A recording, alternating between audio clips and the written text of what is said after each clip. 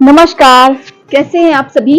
मैं हूं आपकी दोस्त सारिका त्यागी, जो रोज लाती हूं छोटी छोटी प्यारी प्यारी स्टोरी। वो स्टोरी जो मुझे मेरी दादी नानी सुनाती थी और मैं आप सभी को सुनाती हूं। वो स्टोरी जिनसे मुझे बहुत कुछ सीखने को मिलता था और मजा भी बहुत आता था। जैसे कि आप सभी जानते हैं, मैं संडे में एक स्पेशल स्टोरी लाती हूँ, स्पेशल वीडियो लाती हूँ अपने देश के लिए, अपने देश के वीरों के लिए, जो हमारे सच्चे योद्धा थे, जिन्होंने हमारे देश को बचाने के लिए और आजादी दिलाने के लिए अपने प्राणों का भी त्याग कर दिया। जैसा कि मैंने आप सबसे बात की थी कि मैं 15 अगस्त पर 3 वीडियोस लेकर आऊंगी, जिनमें से मैं सिर्फ 2 ही वीडियो ला पाई। माफ कीजिएगा, मुझे थोड़ी देरी हो गई। कुछ कारणवश मैं वो लास्ट वाली वीडियो ला ही नहीं पाई। बहुत से कारण हो गए थे। एक तो पास में ही कंस्ट्रक्शन वर्क चल रहा है, तो उसका बहुत ज्यादा शोर होता है, और दूसरा जो मेरा तीसरा वीडियो था, उसका जो मटेरियल था वो थोड़ा सा बड़ा था। उसको मुझे थोड़ा सर्च करना था और थोड़ा सा देखना था, और मैं नन्ही सी जान कितने सारे काम, क्योंकि जो वीडियोस के जितने भी काम हैं, उसकी एडिटिंग हो, चाहे डाटा कलेक्ट करना हो, वीडियो बनाना हो, वो सब मेरे ही काम हैं। तो मैं चाहूंगी कि थोड़ा सा काम आप भी करें। प्लीज मेरी वीडियो को सपोर्ट कीजिए। प्लीज, मैं आपकी बेटी बहन हूँ, तो थोड़ा सा सपोर्ट कीजिए, और जिससे मेरी वीडियो सबके पास पहुंच सके, जिससे मुझे मोटिवेशन मिलेगा और मैं आगे कार्य करती रहूंगी। प्लीज आप लोग सपोर्ट करते रहिए। आते हैं हम अपनी वीडियो की तरफ। जैसा कि मैंने आप सबसे वादा किया था कि मैं आपके लिए तीसरी वीडियो लाऊंगी। तीसरी वीडियो किस बारे में है? जैसा कि मैंने आप लोगों को बताया था कि मेरी जो 15 अगस्त की वीडियो थी, जिनमें हमारे देश पर कितने ही आक्रमण हुए और किस तरह से अंग्रेज आए, किस तरह से अंग्रेजों ने हमारे देश पर शासन किया, किस तरह से उन्होंने अत्याचार किए, बहुत सी चीजें, और किस तरह से हमारे देश पर अत्याचार करने के बाद वो हमारे देश से खदेड़े गए। बहुत से ऐसे योद्धा थे जिन्होंने उनसे कांटे की टक्कर ली, और लास्ट में जाकर उन लोग को जाना ही पड़ा। लगभग 200 साल उन अंग्रेजों ने हमारे देश पर राज किया, बहुत से शोषण किए। हम हमारे ही देश में भूखे मर रहे थे, पर खैर वो लोग 15 अगस्त 1947 को चले गए और हमारा देश आजाद हो गया। आज हम बात करेंगे हमारे देश में उनके जाने के बाद हमारे देश की स्थिति। हमारा देश वो लोग किस स्थिति में छोड़कर गए थे। जैसे होता है ना कि खाते चले गए और खोखला कर गए, और किस तरह से हमने उस देश को प्रगति की स्थिति में लेकर आए, और अब हमारा देश एक विकसित देश की स्थिति में आते जा रहा है। और हमारे राजनेताओं की एक कसम है कि हम 2047 तक अपने देश को विकसित देशों की स्थिति में ले ही आएंगे। आज हम बात करने वाले हैं हमारे देश में किस किस चरण पर क्या क्या प्रगति की। 1947 से 2023 तक हम लोगों ने क्या क्या हासिल किया। हम लोगों ने कृषि में क्या हासिल किया, चिकित्सा में, शिक्षा में और अर्थव्यवस्था में। आइए हम बात करते हैं और देखते हैं।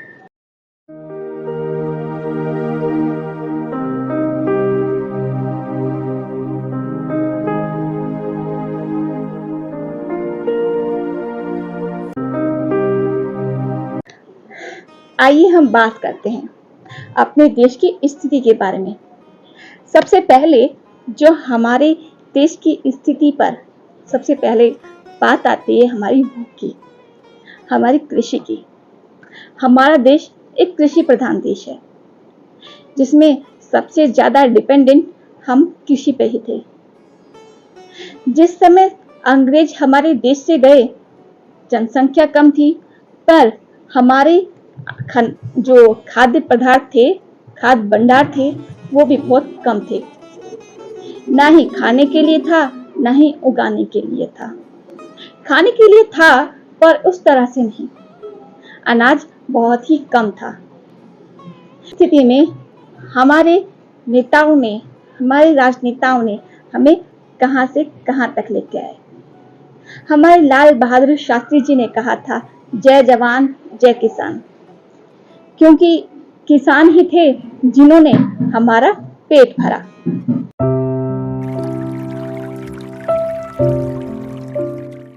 15 अगस्त 1947 में जब देश आजाद हुआ था, तब देश में गरीबी और बेरोजगारी चरम पर थी। खाद्यान्न संकट था। संकट से जूझ रहे देश को अधिक उत्पादन करने की चुनौती थी।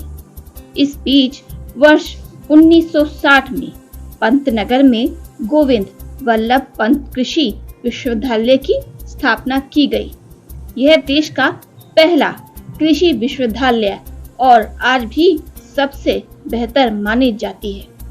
इस यूनिवर्सिटी का जो सिलेबस तैयार किया गया, वो अमेरिका की यूनिवर्सिटी ऑफ इलिनॉइस के वैज्ञानिकों के साथ मिलकर तैयार किया गया था।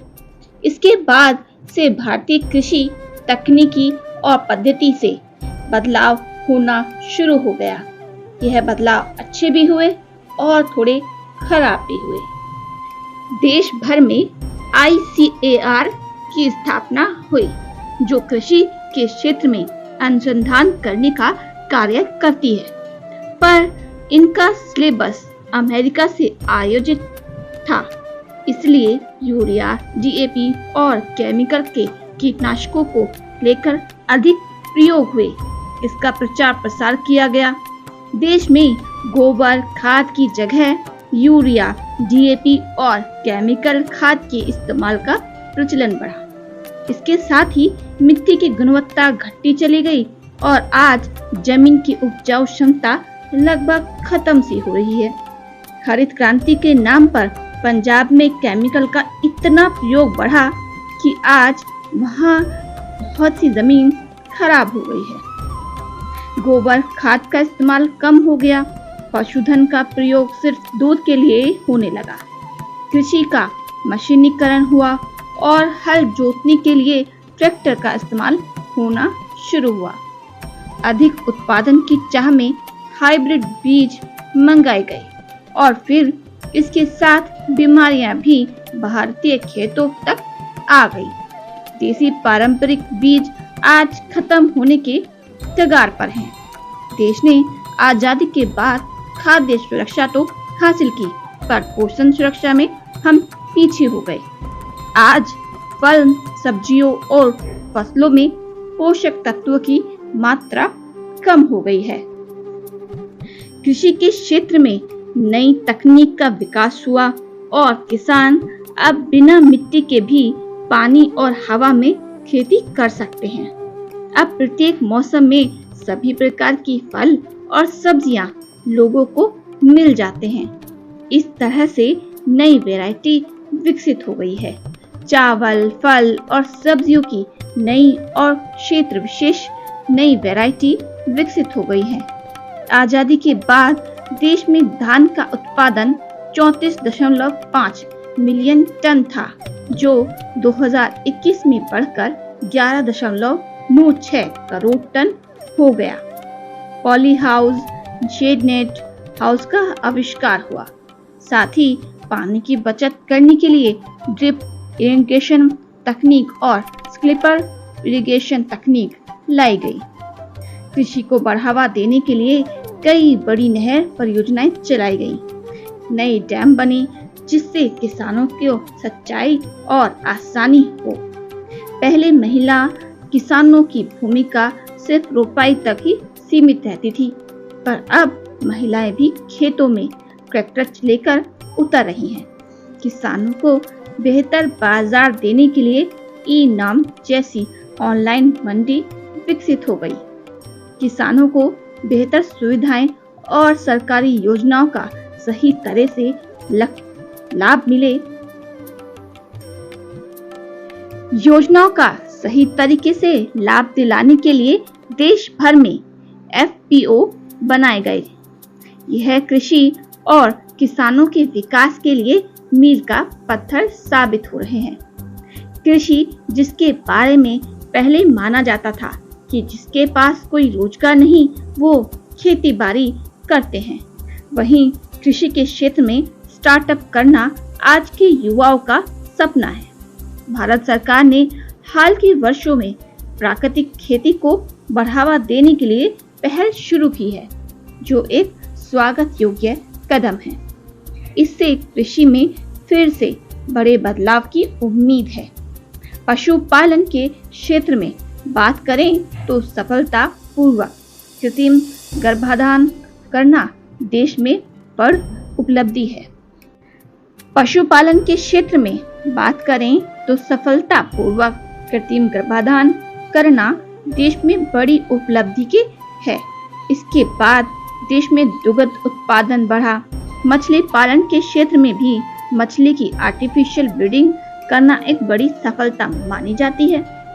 इसके अलावा अब तक इस क्षेत्र में RAS और बायोफ्लॉक जैसी तकनीक से किसान मछली पालन कर रहे हैं, जो स्वचालित है।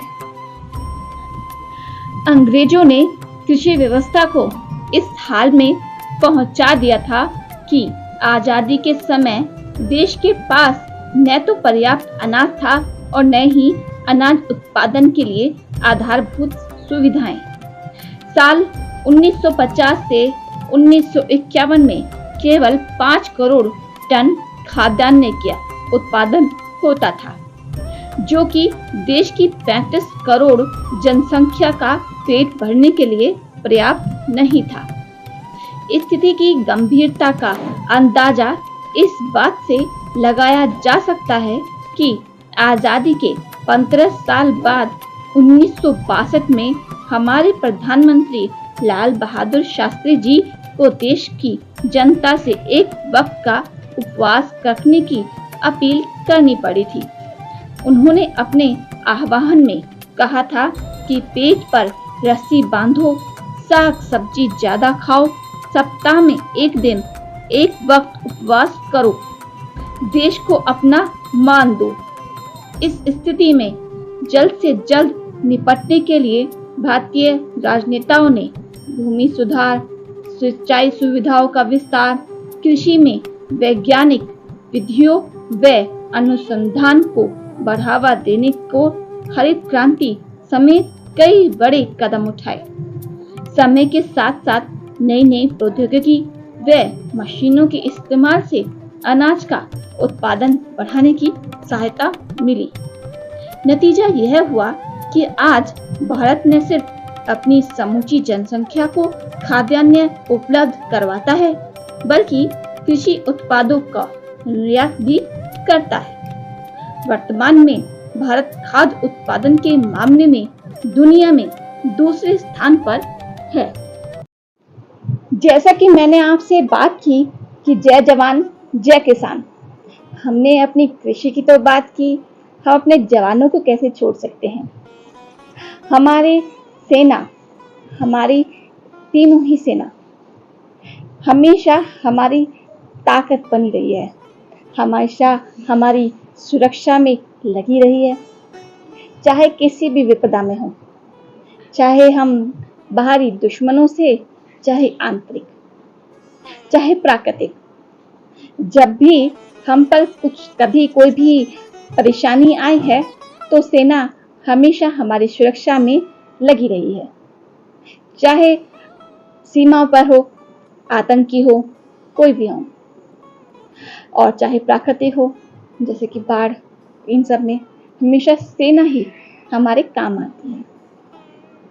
आप लोग जानेंगे कि किस तरह से हमारे देश पर बाहरी देशों ने युद्ध किया, आक्रमण किया, किस तरह से वो लोग लड़े और किस तरह से जीते। कई बार हमारी सेना ने आंतरिक भी बहुत सारे जो आतंकी थे उनसे हमें सुरक्षा की, चाहे मुंबई हमला हो या कोई भी हमला हो। उन लोगों को याद करते हैं तो अच्छा भी लगता है और थोड़ा सा दुख भी होता है कि वो हमें बचाते हुए खुद चले गए। पर हमें दुख से ज्यादा हमें उनका सम्मान करना चाहिए कि वो किस तरह से हमारे लिए लड़े हैं, है ना।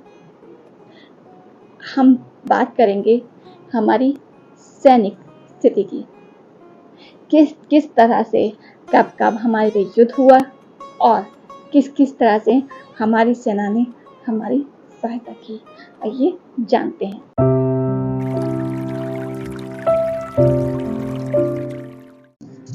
विषम परिस्थितियों में भारत की अखंडता की रक्षा करने के लिए भारतीय सेना का गठन ब्रिटिश शासनकाल में ही हुआ था। आजाद भारत में भी साल 1962 तक भारतीय सेना के पास पर्याप्त और आधुनिक हथियार नहीं थे।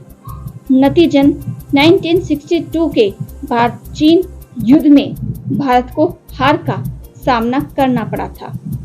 उसी दौरान यह एहसास हुआ कि भारतीय सेना को मजबूत बनाने के लिए आधुनिक हथियार व उपकरण बेहद जरूरी हैं। 1962 के बाद भारतीय सैनिकों की संख्या 5,50,000 से बढ़कर 8,25,000 कर दी गई। इसके साथ ही सेना के प्रशिक्षण, संगठन और सिद्धांतों में भी अनेक बदलाव किए गए। यंत्रीकरण के जरिए भारतीय सेना की क्षमता को बढ़ाया गया।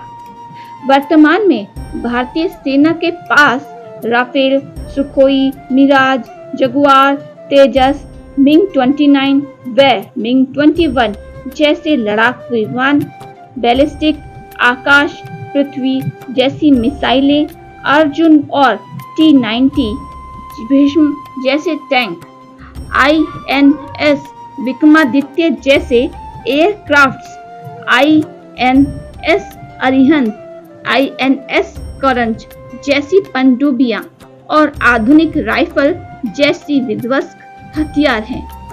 महिलाओं को सशस्त्र सेना में शामिल करना भी एक महत्वपूर्ण कदम है। कश्मीर युद्ध 1947 से 1948 तक आजादी की पूर्व संध्या पर कश्मीर को भारत से जबरन छीनने के इरादे से पाकिस्तानी सैनिकों ने समर्थित कश्मीर पर आक्रमण कर दिया।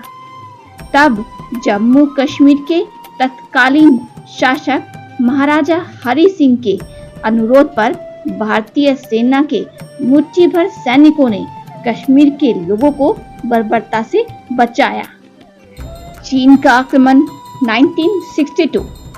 चीन ने 1962 में देश के हिमालयी सीमाओं पर हमला किया।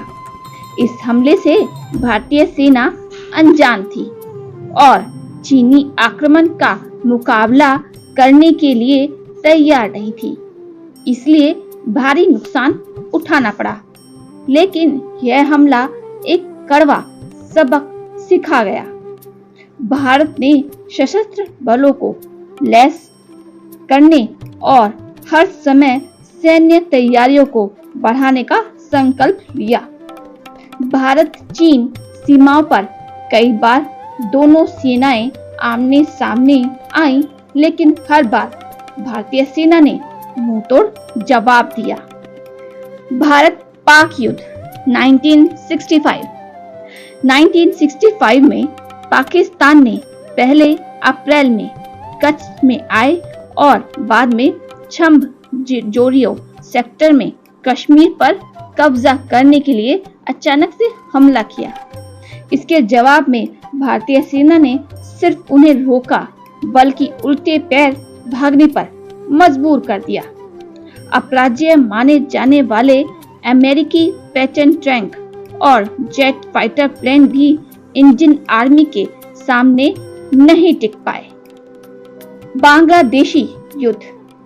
1971 में बांग्लादेश यानी कि तत्कालीन पूर्व पाकिस्तान, पाकिस्तानी सेना ने बड़े पैमाने पर बांग्लादेशियों को भारत में शरण लेने के लिए मजबूर किया, जिसे 1965 की हार का बदला माना गया।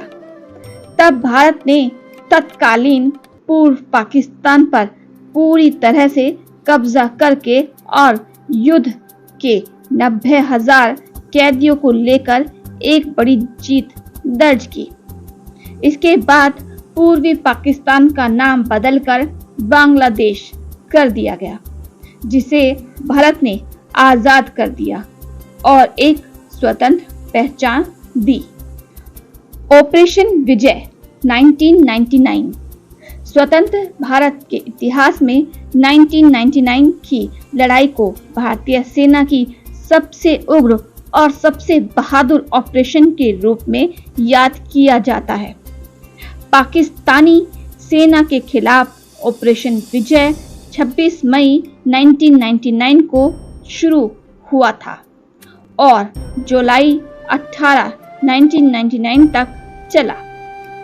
यह लड़ाई न केवल भारतीय सेना के इतिहास में सुनहरे अक्षरों में लिखी जाती है, बल्कि दुनिया के सैन्य इतिहास में भी सबसे कठिन लड़ाई के रूप में याद की जाती है। इसे भारतीय सेना ने कारगिल की दुर्गम पहाड़ी इलाकों में लड़ा और जीत हासिल की। कारगिल युद्ध के बाद पाकिस्तान के 600 से ज्यादा सैनिक मारे गए और जबकि 1500 से अधिक घायल हुए। हालांकि इस युद्ध में भारतीय सेना के 562 जवान शहीद हुए थे और 1363 अन्य घायल हुए थे। ये तो देश में बड़े बड़े युद्ध के बारे में बताया गया है, पर अन्य छोटे छोटे युद्ध जैसे कि हमारे देश के जो बॉर्डर हैं उन पर आए दिन हमला होता रहता है। जो दुश्मन देश हैं वो हमला करते रहते हैं, पर जो हमारी सेना है, चाहे हमारी जल सेना हो, चाहे थल सेना हो या वायु सेना हो, वे हमेशा डटकर खड़ी रहती हैं और देश की सुरक्षा में लड़ती रहती हैं। उन्होंने कई बार अपने साहस और कर्तव्य का प्रदर्शन किया है और हमारा हमेशा से फर्ज बनता है कि हम हमारी सेना का मनोबल बढ़ाते रहें। और क्या ही चाहिए, जो वो नहीं होते तो हम क्या होते यहाँ। तो मेरे दिल में सबसे ज्यादा इज्जत हमारी सेना की है। हमने दो के बारे में तो बात कर ली, अब हम बात करते हैं हमारी चिकित्सा। हम कहाँ से कहाँ तक पहुंचे हैं। कहते हैं कि जब देश आजाद हुआ था तब देश की जो अधिकतम देशवासियों की अधिकतम आयु 32 वर्ष थी, जो कि बढ़कर अब 70 के आसपास हो गई है। मानती हूँ आजकल बहुत से ऐसे केसेस देखने में मिलते हैं कि कम उम्र में हार्ट अटैक और कम उम्र में ये शुगर वगैरह की परेशानियाँ देखने को आती हैं।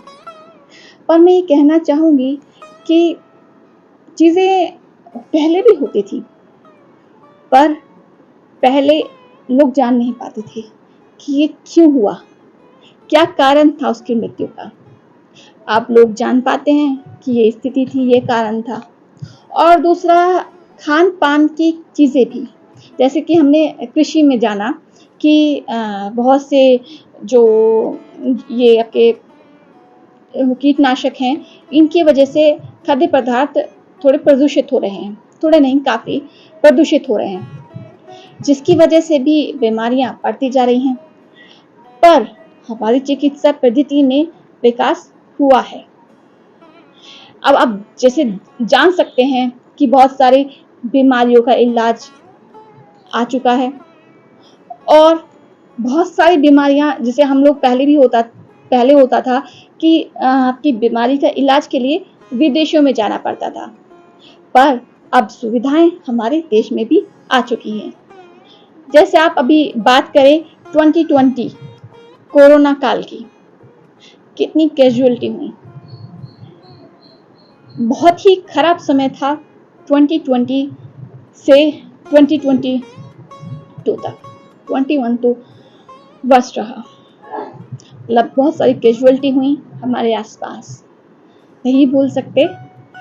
पर हमारी जो गवर्नमेंट है उन लोगों ने हमें सुविधाएं दी। उस टाइम चिकित्सा में भी बहुत सारी परेशानियां आई थी। उसमें हम कह सकते हैं कि जो बीच के लोग थे, जो थोड़े लोभी थे, उन लोगों ने अपना लोभ देखा। पर फिर भी जो हमारी वैक्सीन आई, उन लोगों ने बहुत सुविधा मिली वैक्सीन से, फ्री में वैक्सीन मिली और लोग बच पाए। बस थोड़ी सी कुछ लोगों का लालच था, जिसकी वजह से लोगों को सुविधा नहीं मिल पाई। जैसे कि हॉस्पिटल्स में उस समय ही कुछ बुरा था, हॉस्पिटल सही से नहीं मिल पाए थे, और भी बहुत सारी चीजें, जैसे कि ऑक्सीजन सिलेंडर, बहुत से लोग बिना ऑक्सीजन के चले गए, जो कि बहुत दुखद था। पर फिर भी हमारा देश इस पे काम कर रहा है, और हम भूल नहीं सकते कि दूसरे देशों का क्या हाल हुआ है। हमारे देश ने फिर भी इस कैजुअलिटी में, इस चीज में उभरा है। आइए जानते हैं हम अपनी चिकित्सा के लिए।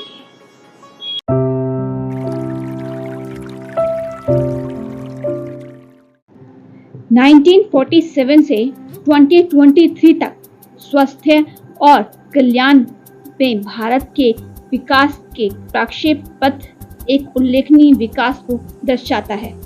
कुछ सबसे घातक बीमारियों से निपटने और अपने नागरिकों के लिए जीवन की गुणवत्ता बढ़ाने के देश के प्रयास, परिवर्तन और विकास की कहानी को दर्शाते हैं। स्वतंत्रता के बाद भारत द्वारा हासिल की गई सबसे उल्लेखनीय उपलब्धियों में से मृत्यु दर में उल्लेखनीय कमी है। 1947 में एक भारतीय नागरिक की औसत जीवन प्रत्याशा मात्र 32 वर्ष थी। 2023 में तक तेजी से आगे बढ़ते हुए यह आंकड़ा प्रभावशाली रूप से 70.19 वर्षों तक बढ़ गया है। विश्व स्वास्थ्य संगठन WHO द्वारा समर्थित यह परिवर्तन मानव विकास में प्रगति की रेखांकित करता है। संयुक्त राष्ट्र के आंकड़े बाल स्वास्थ्य में भारत की सराहनीय प्रगति पर प्रकाश डालते हैं। शिशु मृत्यु दर जो 1947 में प्रति वर्ष 1000 जीवित जन्मों में 145.6 थी, में उल्लेखनीय सुधार देखा गया है और 2023 में घटकर प्रति 1000 जीवित जन्मों में 27.695 हो गई है। यह शानदार सुधार अपने सबसे कम उम्र के नागरिकों के लिए एक स्वस्थ शुरुआत सुनिश्चित करने के लिए देश की प्रतिबद्धता को रेखांकित करता है। भारत की स्वतंत्रता के बाद की यात्रा विभिन्न बीमारियों से निपटने के उद्देश्य से कई राष्ट्रीय स्तर के अभियानों की शुरुआत में बाधित हुए हैं। एड्स से लेकर तपेदिक और मलेरिया तक भारत सरकार ने ऐसी पहल की जिसने न केवल लोगों की जान बचाई बल्कि सार्वजनिक स्वास्थ्य चुनौतियों के प्रति देश के सक्रिय दृष्टिकोण को भी प्रदर्शित किया। राष्ट्रीय स्वास्थ्य मिशन और राष्ट्रीय ग्रामीण स्वास्थ्य मिशन जैसी परिवर्तनकारी योजनाएं की शुरुआत ने बाल और मातृ स्वास्थ्य को बढ़ाने के लिए भारत की प्रतिबद्धता को मजबूत किया है। इन पहलों ने सुलभ स्वास्थ्य सेवाएं सुनिश्चित करने और देश के विभिन्न क्षेत्रों में स्वास्थ्य असमानताओं को कम करने में महत्वपूर्ण भूमिका निभाई है।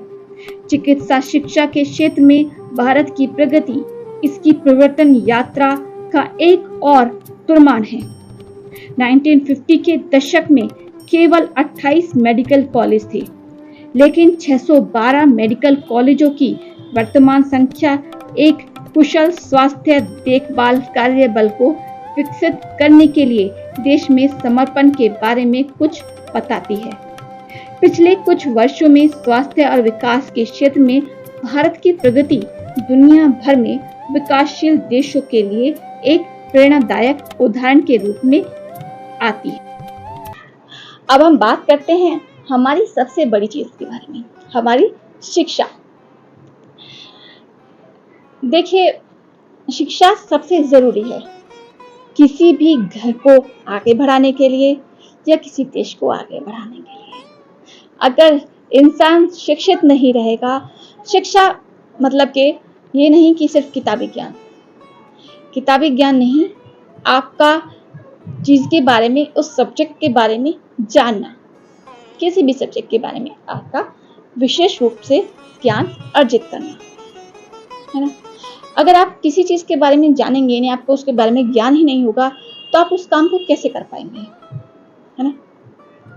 और हमारे देश ने इस चीज के बारे में काफी अच्छे से प्रयास किए हैं, चाहे आपकी चिकित्सा हो, चाहे आपके ये कोई भी सांख्यिकी, कोई कुछ भी कार्य हो, उनके बारे में। आजकल इंजीनियरिंग कॉलेज इतने सारे हो गए हैं, लॉ कॉलेजेस इतने सारे हो गए हैं, मेडिकल कॉलेजेस बहुत से हो चुके हैं, जिससे कि हमारे देश को ऐसे युवा मिल सके जो प्रशिक्षित हों, जिनसे हमारा अच्छे से इलाज हो सके, जो हमारे कार्य को अच्छे तरह से कर सके। आगे टेक्नोलॉजी बढ़ रही है, तो उस हिसाब से शिक्षा मिलती रहे। तो आइए जानते हैं हमारे देश के बारे में, देश की शिक्षा के बारे में, कि आप किस तरह से आगे बढ़ रहे हैं।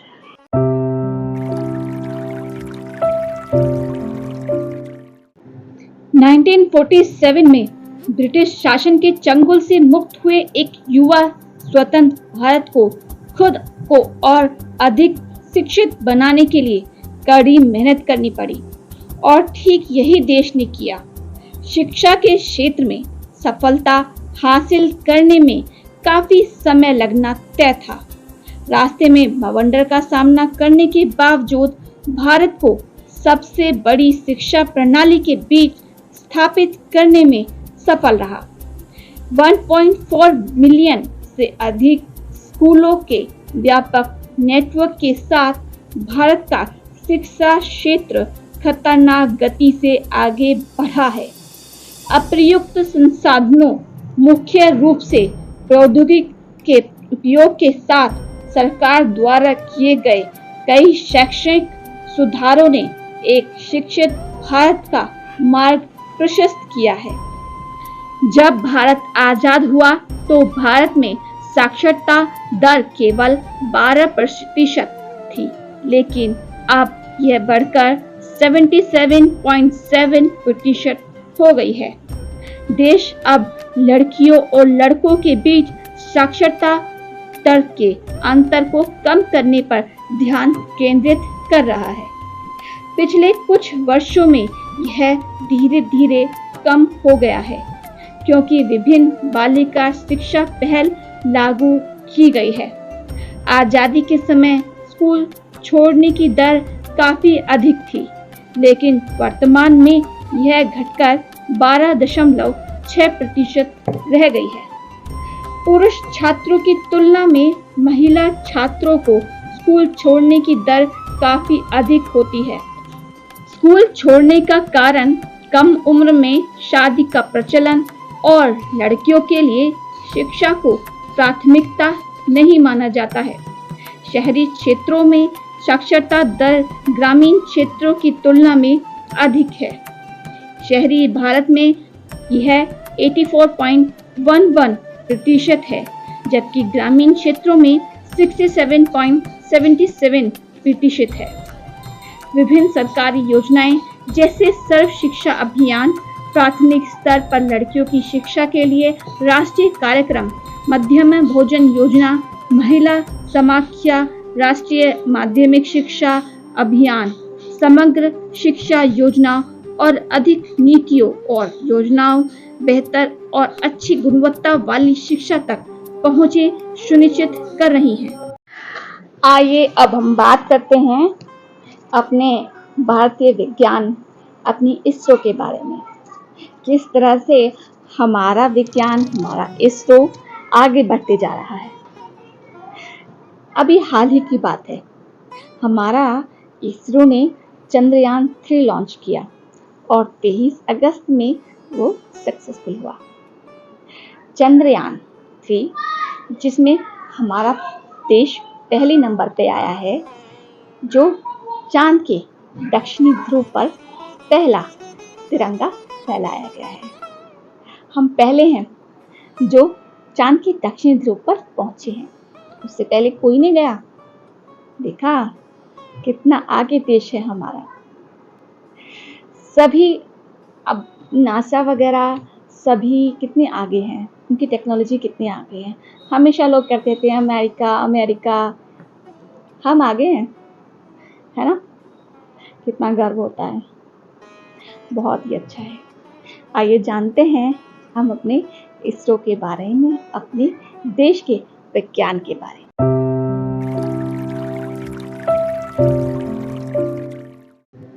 भारत में आधुनिक अंतरिक्ष कार्यक्रम का जनक डॉक्टर विक्रम साराभाई को माना जाता है। उन्होंने 15 अगस्त 1969 को भारतीय अंतरिक्ष अनुसंधान संगठन इसरो की स्थापना की और जल्द ही उसे नई ऊंचाइयों तक पहुंचा दिया। देश का पहला उपग्रह आर्यभट्ट था, जिसे 19 अप्रैल 1975 को सोवियत संघ द्वारा अंतरिक्ष में छोड़ा गया था। पहले उपग्रह के सफलतापूर्वक प्रक्षेपित होने के बाद भारत ने एक के बाद एक कीर्तिमान स्थापित करने शुरू कर दिए। 7 जून 1979 को भारत का दूसरा उपग्रह भास्कर पृथ्वी की कक्षा में स्थापित किया गया। इसके अलावा 22 अक्टूबर 2008 को इसरो द्वारा चंद्रयान 1 भेजा गया, जो 14 नवंबर 2008 को चंद्रमा की धरती पर पहुंचा। चंद्रयान 1 ने चांद पर भारतीय तिरंगा लहराकर इतिहास रच दिया। चंद्रमा पर अपना झंडा लगाने वाला चौथा देश बन गया। यह जानकर गर्व होगा कि चंद्रयान 1 ने ही चांद पर पानी की खोज की थी। इसके बाद साल 2014 में भारत ने मंगलयान को मंगल की सतह पर उतारकर एक नई उपलब्धि हासिल की, जो फरवरी 15, 2017 को PSLV ने एक साथ 104 उपग्रहों को कक्षा में स्थापित कर विश्व रिकॉर्ड बनाया। यह सिलसिला यही नहीं रुका। 22 जुलाई 2019 को भारत ने दूसरे चंद्र मिशन चंद्रयान 2 को रवाना किया, लेकिन दुर्भाग्यवश चंद्रयान 2 चंद्रमा की सतह पर उतरने ही वाला था कि लैंडर विक्रम से संपर्क टूट गया और चांद के दक्षिणी ध्रुव तक ही यात्रा अधूरी रह गई। हम आपको बताते चलें कि हमारा देश पहला बन गया है कि जिसने चांद के दक्षिणी ध्रुव इलाके में अपने यान को भेजा है। इससे पहले कोई भी यान इधर पहुंच ही नहीं पाया था। हमारा देश एक पहला देश बन चुका है। आइए अब हम बात करते हैं हम अपने देश की अर्थव्यवस्था के बारे में। किस तरह से हमारा देश अर्थव्यवस्था में आगे बढ़ते जा रहा है। अब आप अपने आसपास ही देख लीजिए, हमारे देश में और टेक्नोलॉजी कितनी बढ़ती जा रही है ना।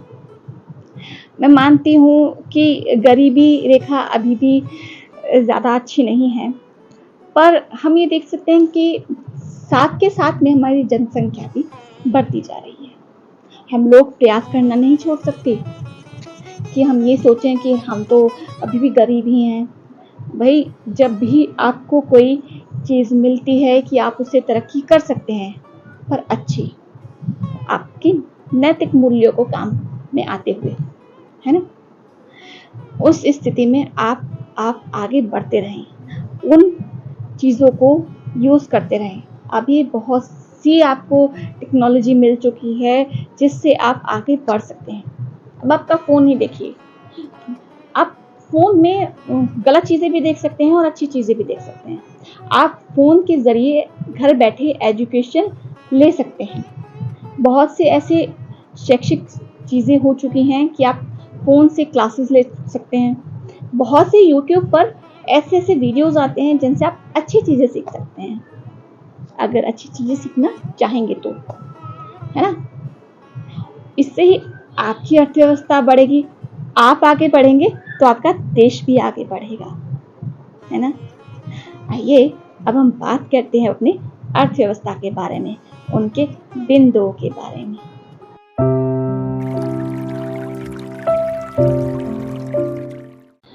15 अगस्त 1947 को जब देश आजाद हुआ, तब देश का आर्थिक परिदृश्य निराशाजनक स्थिति में था। अंग्रेजों द्वारा किए गए आर्थिक शोषण से देश बुरी तरह से आर्थिक रूप से ध्वस्त हो गया था।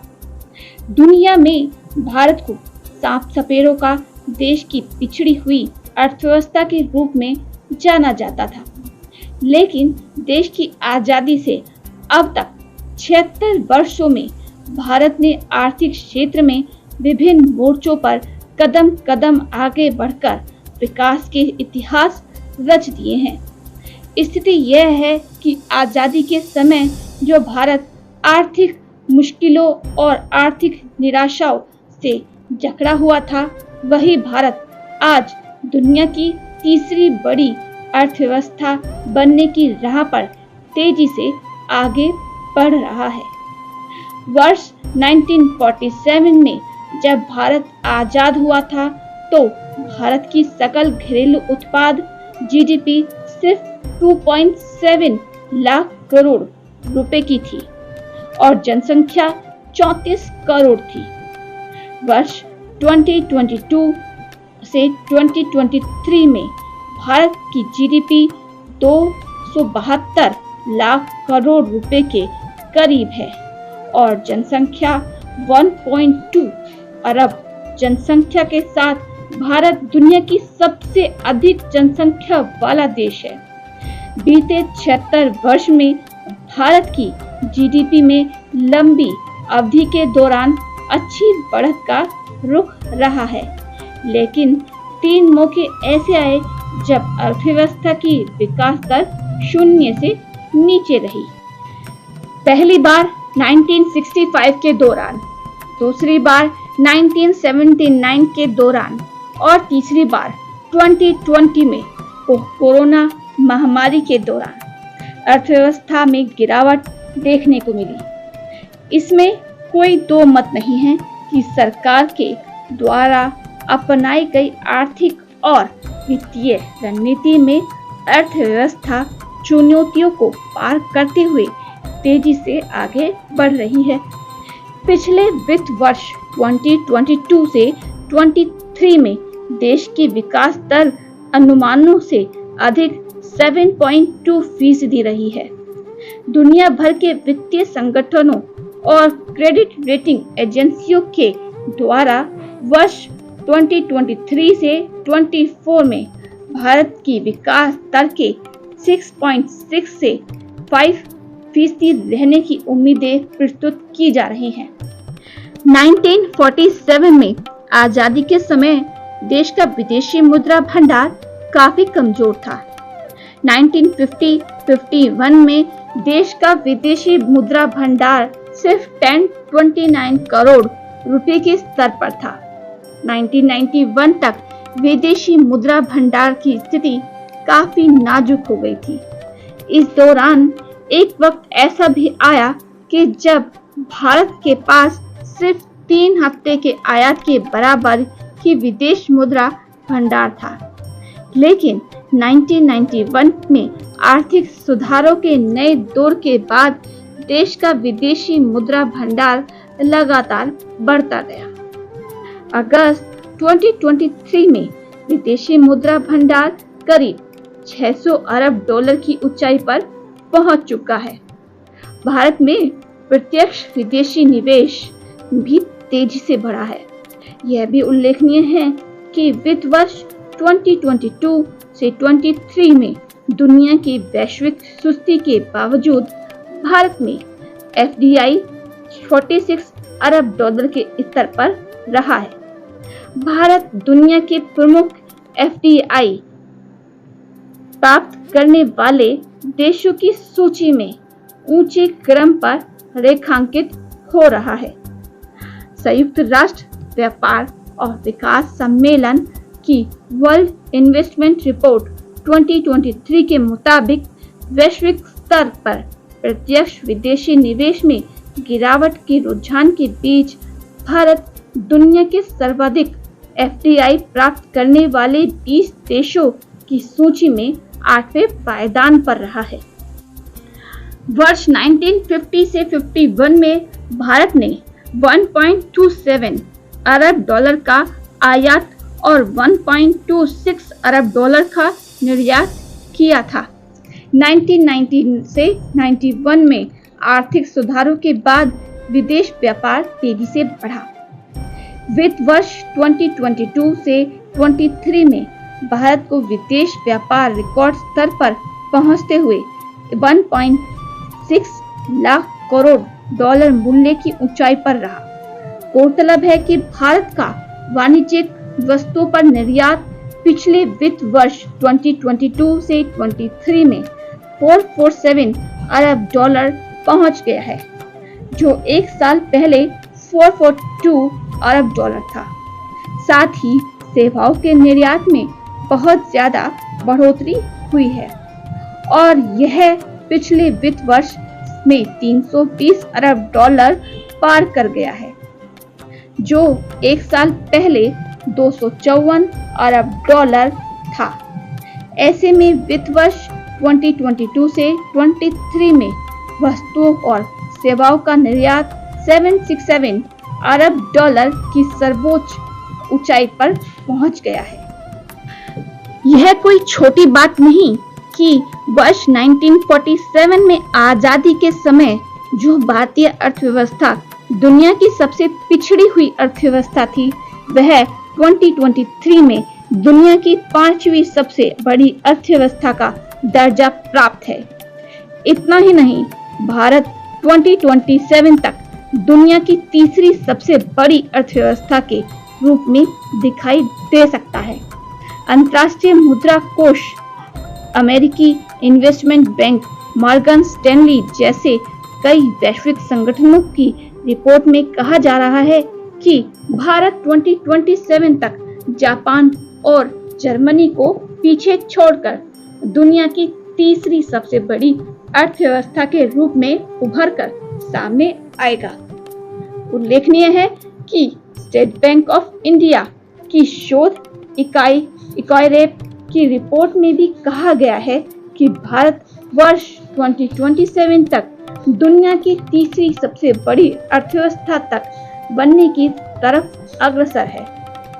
रिपोर्ट के मुताबिक वित्त वर्ष 2023-24 की अप्रैल से जून की पहली तिमाही में भारत की आर्थिक विकास दर 8% से ज्यादा रहने वाली है। इससे चालू वित्त वर्ष के दौरान सालाना विकास दर के 6.5% रहने की संभावना बन गई है। रिपोर्ट के मुताबिक वर्ष 2027 तक अमेरिकी इकोनॉमी का आकार 31.09 ट्रिलियन डॉलर का होगा और यह पहले स्थान पर होगी। दूसरे स्थान पर चीन 25.72 ट्रिलियन डॉलर के साथ होगा। तीसरे स्थान पर भारत 5.15 ट्रिलियन डॉलर की अर्थव्यवस्था के रूप में दिखाई देगा। निश्चित रूप में इस समय दुनिया की 5वीं अर्थव्यवस्था के रूप में रेखांकित हो रहे भारत को 2027 तक दुनिया की तीसरी अर्थव्यवस्था बनने की संभावना को साकार करने के लिए कई बातों पर ध्यान देना होगा। टिकाऊ आर्थिक वृद्धि एवं निवेश शाख को और मजबूत बनाना, नई लॉजिस्टिक नीति, गति शक्ति योजना के कारागार कार्यान्वयन पर अधिक ध्यान देना, विभिन्न आर्थिक और वित्तीय सुधारों को डगर पर रणनीतिक रूप से आगे बढ़ना होगा। महिलाओं को श्रम बल भागीदारी भी बढ़ानी होगी। सभी सीमित संख्या में से भारत नई डिजिटल की कौशल प्रशिक्षित प्रतिभाएं डिजिटल कारोबार की जरूरत को पूरा कर पा रही है। अब दुनिया की सबसे अधिक युवा आबादी वाले भारत को बड़ी संख्या में युवाओं को डिजिटल कारोबार के दौर की एक और नई तकनीकी योग्यताओं के साथ AI, cloud computing, machine learning एवं अन्य नए डिजिटल स्किल्स से सुसज्जित किया जाना होगा। अब भारत के द्वारा विभिन्न देशों के साथ एफटीए के लिए वार्ताएं तेजी से पूरी करनी होगी। रुपये के अंतर्राष्ट्रीय मुद्रा के रूप में स्थापित करने के लिए अधिक प्रयास करने होंगे। ऐसी उम्मीद है कि आजादी के बाद बीते वर्ष 76 वर्षों में देश के आर्थिक चेहरे पर वर्ष प्रति वर्ष लगातार बढ़ती हुई आर्थिक मुस्कुराहट अब वर्ष 2047 तक 7 से 7.5% विकास दर के साथ और बढ़ती हुई दिखाई देगी। ऐसे में तेजी से आर्थिक डगर पर आगे बढ़ता हुआ सामर्थ्यवान भारत 15 अगस्त 2047 भी दुनिया में विकसित देशों के रूप में चमकते हुए दिखाई देगा। आजादी के 7 दशकों के सफर में देश की महिलाओं के जीवन में क्रांतिकारी बदलाव आए हैं। पिता के संपत्ति में बेटियों को बेटों के बराबर हक दिलाने वाले कानूनी अधिकार समेत अन्य कई अधिकारों को प्रदान कर महिलाओं को मजबूत बनाया गया है। साथ ही 3 तलाक जैसे बंधनों से छुटकारा मिलना भी महिलाओं की आजादी दिलाने की दिशा में उठाया गया बड़ा कदम है। आज देश की महिलाएं घर की 4 दीवारी से बाहर निकलकर देश के बहुआयामी विकास में अपना अमूल्य योगदान दे रही हैं। 50 साल की उम्र में ब्यूटी स्टार्टअप नायका की स्थापना करने वाली फाल्गुनी नायर, टोक्यो ओलंपिक 2020 में रजत पदक जीतने वाली महिला मीराबाई चानू, महिला फाइटर पायलट भावना कंठ, वित्त मंत्री निर्मला सीतारमन, माउंट एवरेस्ट फतेह करने वाली बछेंद्री पाल, अरुणिमा सिन्हा और अंतरिक्ष की सैर करने वाली कल्पना चावला सहित अनेक ऐसे नाम हैं जिन्होंने मिसाल कायम की है। पहली बार भारत ने वर्ष 1900 के पेरिस ओलंपिक खेलों में भाग लिया था। कई सालों तक देश की झोली में 1 या 2 पदक ही आते थे।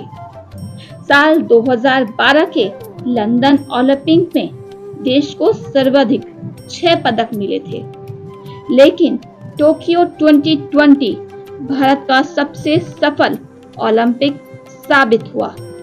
इसमें भारत ने अपने पुराने रिकॉर्ड तोड़ते हुए कुल 7 पदक, 1 स्वर्ण, 2 रजत और 4 कांस्य अपने नाम किए। वैसे तो क्रिकेट इंग्लैंड का राष्ट्रीय खेल है, लेकिन आज दुनिया भर में भारतीय क्रिकेट टीम का दबदबा है। भारतीय क्रिकेटर्स ने कई बार शानदार पारी खेलकर देश को गर्व करने का मौका दिया है। साल 1983 में कपिल देव की कप्तानी में भारत ने पहला विश्व कप जीतकर इतिहास रचा। इसके बाद 2007 में T20 विश्व कप और 2011 में दूसरे ICC विश्व कप की ट्रॉफी पर भी भारत का कब्जा रहा है।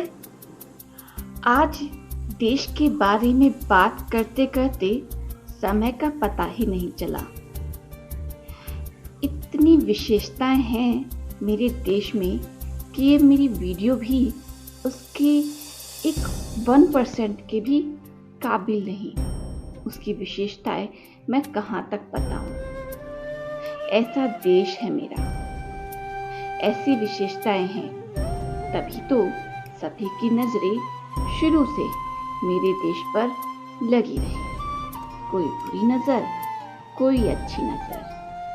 बुरी नजर वालों ने लूटना खसोटना जारी रखा, पर मेरा देश इतना शक्तिशाली है, इतना दृढ़ निश्चयी है कि वह उभरता रहेगा और उभरता रहा है। मैं आशा करती हूँ कि मेरा देश ऐसे ही फले फूले और ऐसे ही उन्नति करता रहे। बहुत सी परेशानियां आती हैं और जाती हैं, पर मेरा देश इसी तरह अड़िग हुआ खड़ा रहेगा। मैं आशा करती हूँ कि आप सभी मेरे साथ मेरे देश की इस यात्रा में मेरे साथ चलते रहेंगे। मैं कोशिश करती रहूँगी ऐसे ही देश के लिए और देश के बच्चों के लिए वीडियोस लाती रहूँ। ये मेरी वीडियो मेरे देश के सामने बहुत छोटी थी। जितनी उन्होंने उन्नति की है, जितनी उन्होंने सफलताएं प्राप्त की हैं, जैसी जैसी विशेषताएं मेरे देश में हैं, मैं वीडियो में इतना सब कुछ नहीं बता सकती। मैं जानती हूँ मैंने बहुत कुछ छोड़ा होगा, क्योंकि इतना ज्ञान शायद मेरे पास भी नहीं जितना मेरा देश बड़ा है, जितना विशाल है, जितनी उन्होंने सफलता प्राप्त की है। भगवान ऐसे ही मेरे देश को सफलता मिलती रहे। जय हिंद, जय भारत।